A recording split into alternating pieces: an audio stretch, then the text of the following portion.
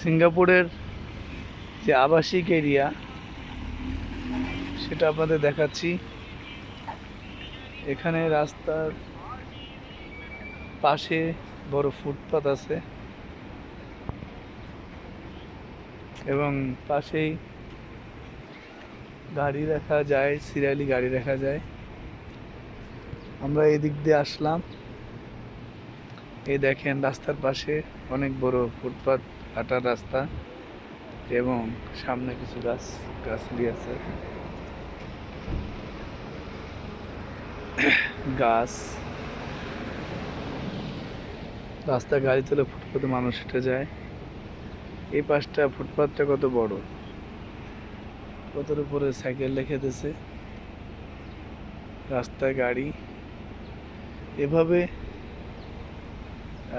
সবচেয়ে ভালো লাগলো, একটা রাস্তা গেছে, রাস্তার দুই পাশে বাড়ির ফ্রন্ট সাইড, ব্যাক সাইডে কোনো রাস্তার আটকানো। আও একটা জিনিস খেয়াল করছো ভাই, বাড়ির ব্যাক সাইডে কিন্তু কোনো ইয়ে নাই, গাড়ি গুড়ি ঢোকে না, নিজস্ব গাড়ি রাখার জায়গা। কিন্তু ওই সাইডে রাস্তা, ব্যাক সাইড কিন্তু পুরাটা রাস্তা না।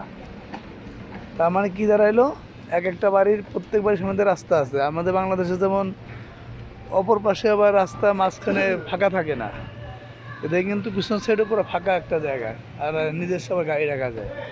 এই যে দেখো, এটা কিন্তু রোডের চলাচলের রোড না, কিন্তু নিজস্ব পার্কিং। চিন্তা করো, এই স্টাইল কিন্তু আমাদের বাংলাদেশে নেই। আমাদের কি একটার লোক একটা লাগা রাখে, দুই পাশে মানুষ ঢোকে।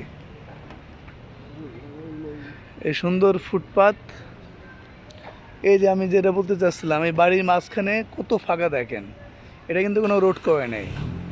আমরা রোড দেখাচ্ছি হলো ওই রোড, ওই দিক দিয়ে একটা গেছে ওদিকে, আর এদিকে রোড এসে গেছে এই প্লটের দুইটা প্লট পার হয়ে গিয়ে সামনে ওই রাস্তা।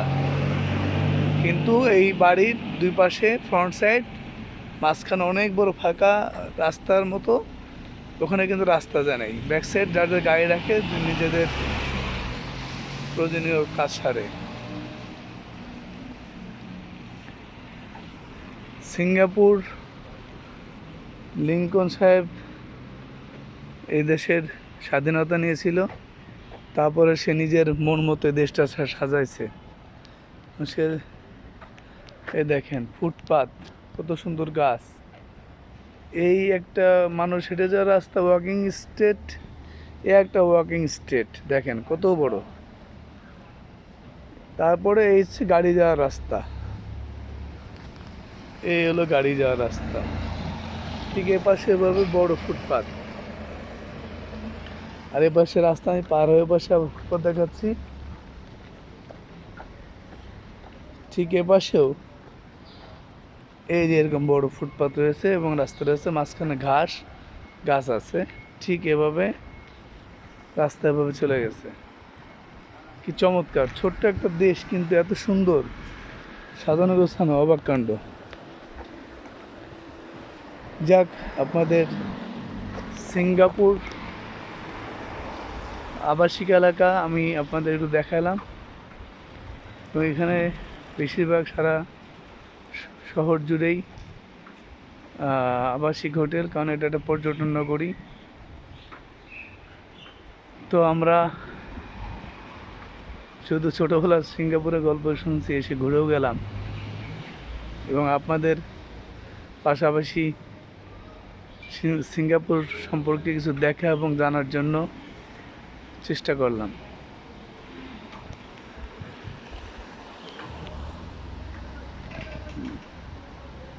এটা একটা বড় ভবন।